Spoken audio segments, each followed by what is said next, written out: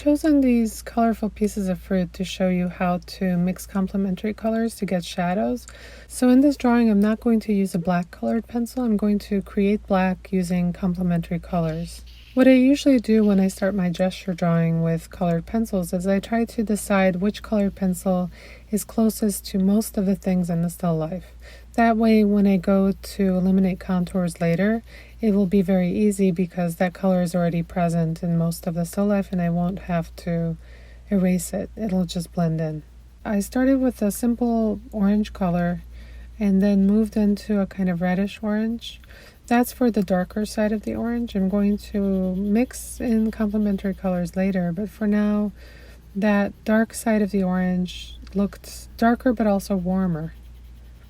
In the apple, it's more obvious that I'm trying to follow the contour of the form, so I'm kind of curving those lines across the apple. The surface of the apple also has that kind of texture and those striations, so I'm trying to mimic that with the colored pencil.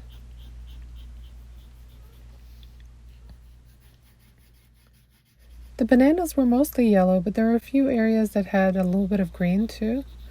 So I'm paying attention to all those colors and trying to put those in. And so here's the part where I'm adding green, kind of a bluish green to that red of the apple. And instead of getting green parts on the apple, what I'm getting is black. So when those two colors mix, they cancel each other out, and the two complementaries create black. For the orange, that color, the complementary color is going to be more of a blue or a cyan. And everything I'm doing is being created from complementary colors, so I'm not using any black whatsoever.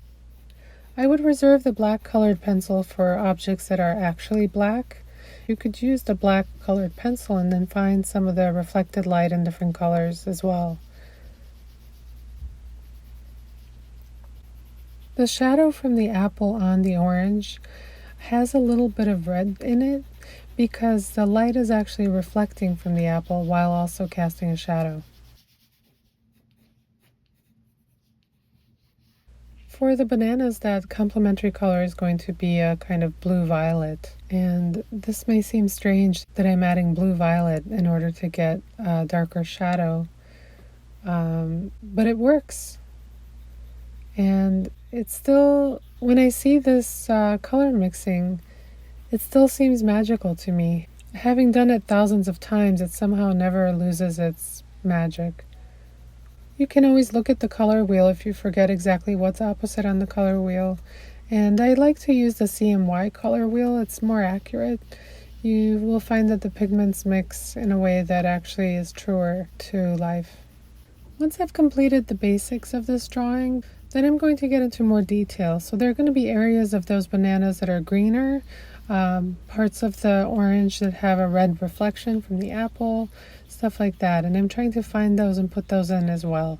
So just like we got more detailed when we did simple value drawings or even line drawings, with a color drawing, you can get into more and more detail with the colors themselves.